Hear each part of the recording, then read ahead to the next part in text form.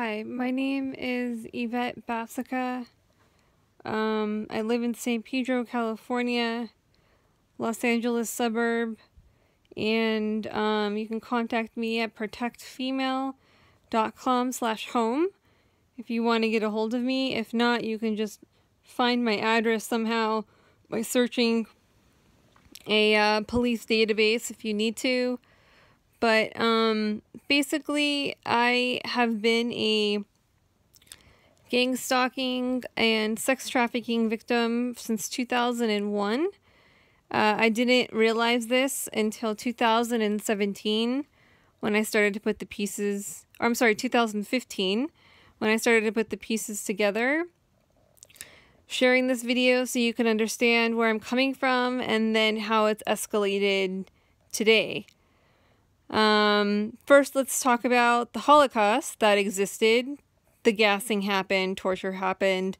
Then we have MKUltra, which existed through CIA government torture, which happened and nothing ever happened to them. So if you need to research those two things, I would start doing that. What I noticed was some weird things happening in college, a couple weird things, but nothing too extreme. And then after college, I went to Catholic school my whole life, and then I started to become a Christian in my 20s. And right around there, I started to notice some weird stuff happening, like more spiritual warfare attacks and different demonic spirits and things like that. And I didn't really think anything of it. I just thought it was just like a weird coincidence. Anyway, I started to volunteer at I was first a personal trainer for a while, and then I started to volunteer at the Suicide Prevention Center in Culver City. And around then was when I started to notice some odd things that were happening, such as my food kind of being a little weird, getting sick a lot. Didn't understand what was happening, why I kept getting so physically ill. Went to a couple doctors. They said, oh, you have IBS, or you're having a hard time eating things. And I just thought, like, okay, I have IBS, no big deal. So I found these like natural supplements that I started taking with a naturopath doctor. And I thought, well, maybe things will get a little bit better. Then I noticed I was stalked at school when I was trying to get my prerequisites.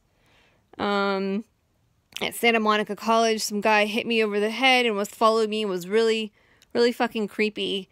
He looked like a serial killer and kept harassing me throughout the library, and I ran away from him. Thought that was odd. Then I was at work as a waitress, and some guy told me he was gonna rape me. Told my manager that. They said, oh, he's just a guy from down the street. He's a little off. No big deal. Don't worry about him. And I thought, well, that's fucking weird. Anyway, ended up going to grad school in Colorado. And for psychology, somatic psychology, it was what I wanted to do. And I was on an airplane one day, and I got a woman that told me she wanted to put me in a movie. And I thought, oh, that's great, a movie. That sounds great. I can do acting. And then she said, oh, I'd have to be a prostitute. And I thought, well, that's kind of odd. Why would somebody just want me to be a prostitute out of nowhere? She looked very, very fucking creepy, very satanic, and she talked to me for a really long time, and I just thought it was really odd, and I never heard from her. And so I was like, okay, well, that's a little weird. Started to notice some weird things in Colorado, like people were kind of like looking at me a lot and public places, and I just thought, like, do I have something on my face? Do I look dirty? Is something wrong? Maybe they're attracted to me. I didn't know why. I kept getting some odd stares from like a lot of people, and they just looked kind of creepy. And I thought, like, okay, well, whatever, maybe it's just Colorado. So continued grad school, started getting really sick again, really, really sick physically. Couldn't couldn't tolerate food anymore. I was drinking a lot of coffee every day just so I could keep up and finish school. And didn't realize at the time, but I was getting drugged in my coffee when I would go out in public. So if you think about this, you're getting drugged in liquid form every day. And liquid form, they usually use, like date rape drugs and things like that, or hallucinogens or LSD, whatever they want to use. So I thought that was really odd. I noticed one day I ate like 6 hamburgers in a row, and I thought, wow, it feels like there's a drug in here. That's really weird. Then I started taking my vitamins because I saw a holistic nutritionist, and he said I had to keep taking my vitamins. So I kept taking them, and I thought, wow, this feels like I'm on drugs. Like these vitamins feel like I'm taking drugs, and it just felt really, really fucking odd. At the same time, I was getting spiritually attacked because I was in a Buddhist school, and they were doing these weird experiments. And then on top of it, with gang stalking, they do satanic ritual abuse on you. So wherever you're at, you're getting pretty fucking attacked spiritually on top of it. I also became disabled through a car accident, and I had a traumatic brain injury early on in my grad school, and I didn't know what to do. It was hard just pacing along with everything that was going on. And I had 7 classes, internship, practicum, schoolwork, master's thesis paper. I had a lot going on. So anyway, I just, the weird things were happening that I don't need to go all the details. But anyway, so I went to Target one day, and some lady ran my foot over with her shopping cart on purpose. Popped out my ankle, and I was like, this place is fucking crazy. I'm getting out of here. So I had enough, and I just thought it was really odd. So I came back home to Los Angeles, and kept getting very sick physically, and didn't really know how to help myself. So I ended up doing an exorcism with a group of people and a priest, because I thought the whole time I was just getting spiritually attacked. I did not know I was getting drugged every day. So I would go and I would pray the rosary, and as soon as I would pray the rosary, I would start to sweat out poison from my pores everywhere, face, body, everywhere. I'd start to sweat out poisons, and I thought, wow, it's really odd that I actually sweat poison. Why would poison be in my system? So anyway, that was odd. So I moved out on my own, got a couple apartments, had some bad things happen to my apartments, kept thinking that somebody was, like, at least in one of my apartments in Playa del Rey, somebody kept coming into my apartment. And every time I would leave, there would be, like, black stuff on the wall, shit would be on my bed, stuff would be kind of messed with, and I thought, that's really odd. Maybe it's my neighbor who's doing it. And didn't understand. One day I woke up and I had slept for, I think, a day and a half or 2 days, and I woke up in a very odd sexual position, and I thought, okay, I'm being raped. So I went to the bathroom and checked myself and found something there, and I thought, okay, but I don't think anybody came in, and why would I have slept for so long? So I didn't do anything because I didn't know if I had proof, and I was really disabled at the time, so I just kind of moseyed on. Went to another, started trying to work from home with this nonprofit, and went to another apartment, got out of there, and quit the company. And the day after I quit, that's when I noticed the gang stalking. So there was mobs of people everywhere that I went.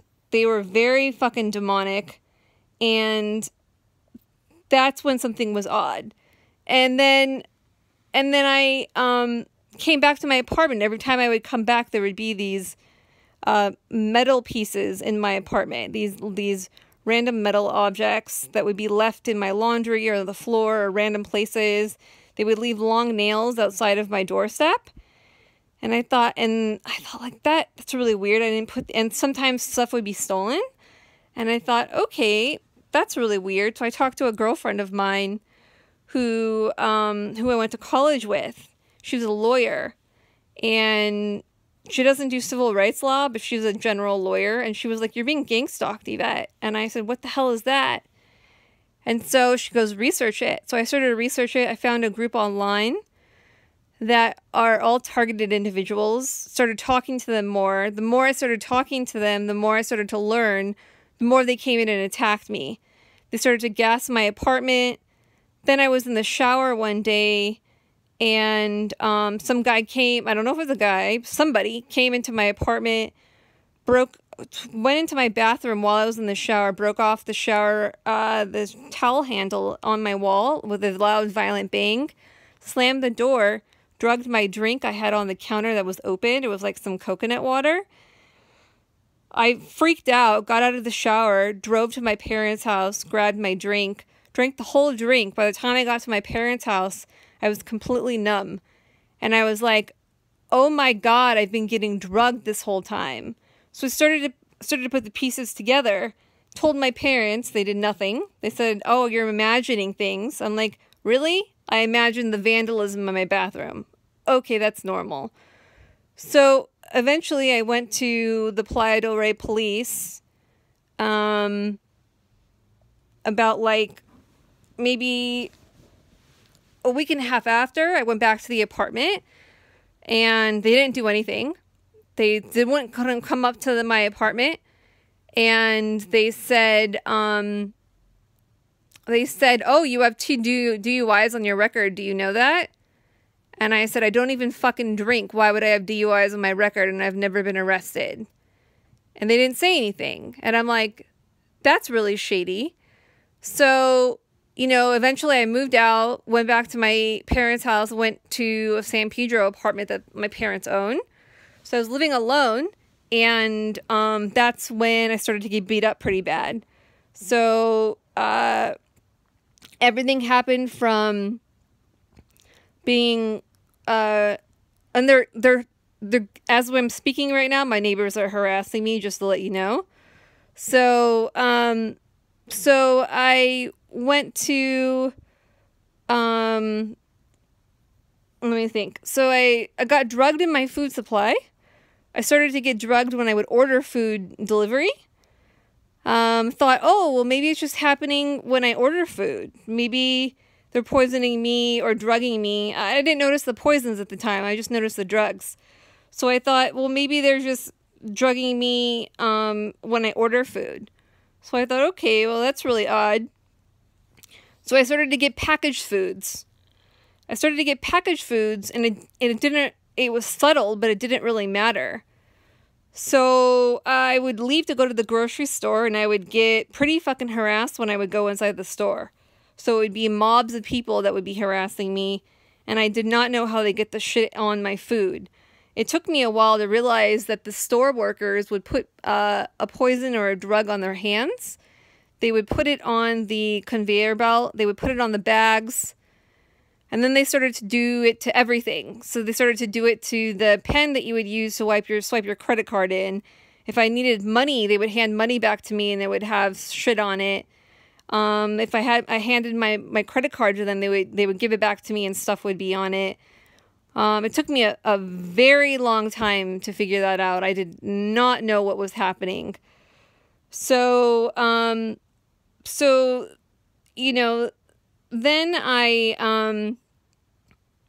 I realized that, so I still ordered coffee out sometimes, stupidly, and I would go and I would get drugged. And then when I started to get gas when I would go outside my apartment.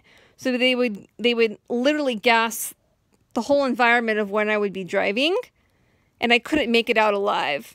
So I didn't know what they were doing. I would have helicopters that would be waiting for me outside of my apartment, and as soon as I would leave, They would throw shit on top of me, and then I would get really sick and I would come back in.